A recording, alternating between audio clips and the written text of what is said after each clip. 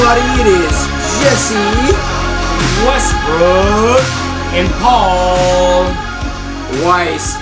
Just decided to try to stop using my last name because that's fine, because the government will, at one point in time, kick me in the back of the knee for having my opinions, but that's fine. And they will, and the government will do that, and the government does things like that, and that's what makes me spark, like, just like something like a, basically like, you put a spark in my ass, and here's where I come. Jesse. Firecracker. Yeah, basically, you like the firecracker. Throw me the first question, Paul. Let's get it started. And I really want to throw you the first question. It's just and honestly, when is McUltra gonna sponsor us? Well, that's another day for another dollar, but they could at least, shoot us a T-shirt, right? Yeah, they could. As much as we drink it, yeah. But legitimately, let's go into some real shit. Like, basically, let's talk to the people. We're all about real shit. Yeah, and let's have some really good conversation with the real people. We live a decent life, and we do what we do. So basically, what it comes down to is like, what's really going on with America today, and like, what's really wrong, and what are we doing wrong? Like, why within the Constitution we have that was implemented for us, why is it changing? A lot of people don't understand, because a huge portion of the citizens deciding on certain factors of how the government is going to be positioned, because we are a capitalist nation, right? We're not a socialist nation. We're not communist. We're not communist. Yeah, that could be hearsay. You have people debating otherwise. Why are we so in debt? We're in debt because everyone is always going to be in debt no matter what. Why? And this is like a lot of things people don't understand. Is debt works both ways. Given a scenario, especially when you have multiple economic plans. You have like Europe runs off a different currency, so you have this issue of how do you regulate the transfer of money between one nation from the other? How do you evaluate currency at that point? So what is their money worth? Do you base it off strictly just off the gold that the company holds, because that's an actual material item that holds value? Do you base it off, okay, this country holds this much gold? No, there's a lot of factors involved. So it's really complicated because like the United States owes a lot of other countries money. But at the same time, all those countries owe the United States money at the same time. And it's this crossroad of exchange of currency. And it's really hard to tell, but at the same time, it's not this huge ordeal, because I will tell you this right now. Governmental debt would have been done with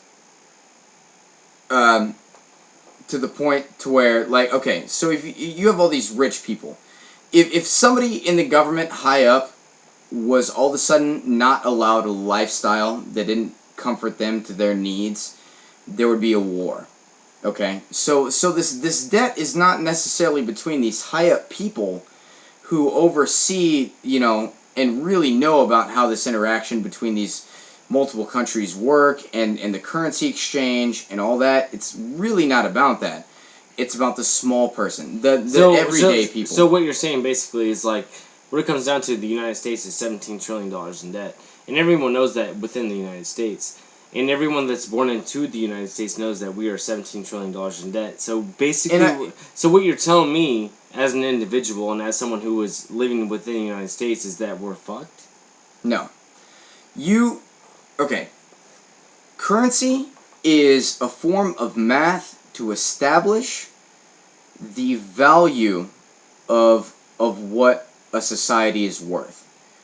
And a society's worth nowadays is not what it was whenever America first established itself after breaking away from England and all that. It is no longer about that. So, hold on, I have a question for you. Why are there so many billionaires and so many millionaires within China? And it's not relating back to the United States of America. Is it because we owe them money? They're owed money, but they already have an capped amount of money that they could ever have. You could say, okay, what's the difference between owing a country $1 billion and then owing a separate country $1 trillion. You're talking about numbers now. What really comes down to the importance is the resources that those countries hold, right? What I mean, because this whole currency thing, everybody has to understand.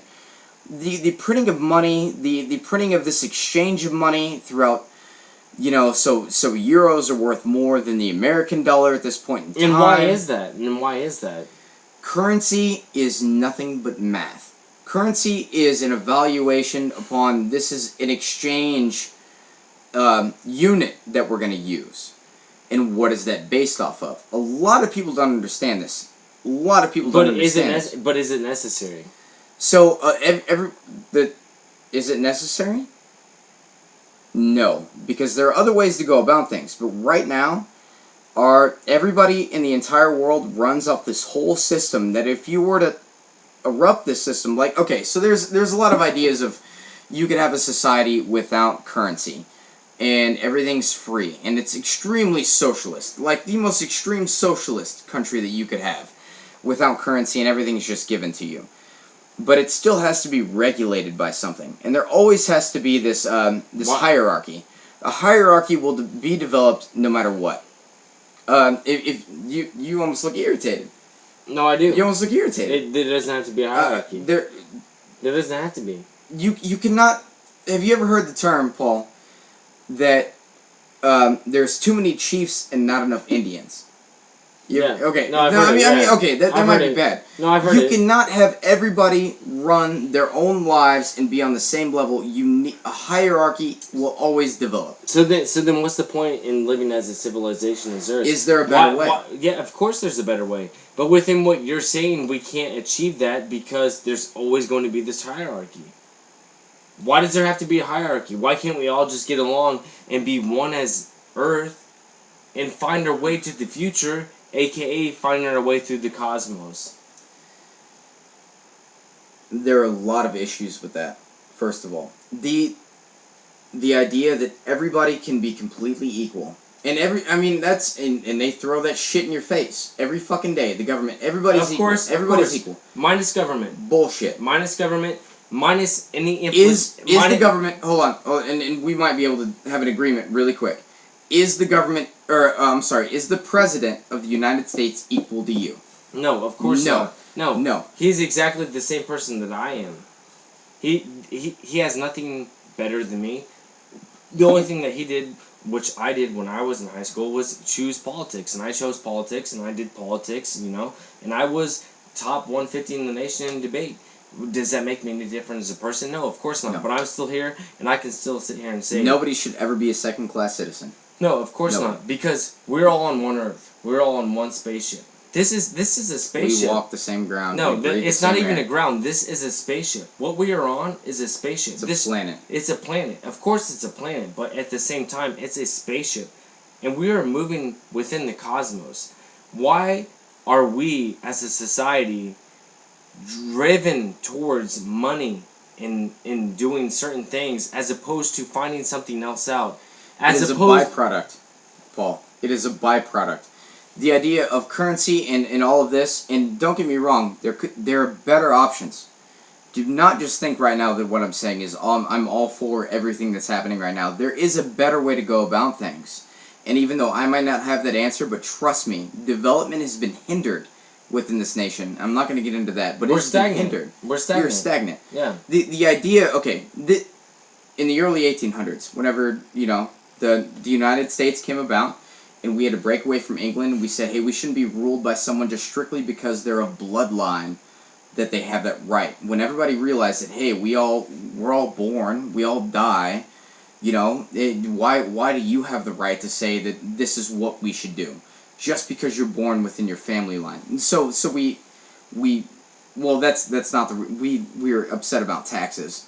We would have gone along with that if fucking England wouldn't have pushed so many taxes on us. Well, taxes will be there, but I'm just saying, as a society, we need to progress. And we're not progressing. Can we look at this concept really quick? Yeah, let's listen to it. Currency has been around since written word.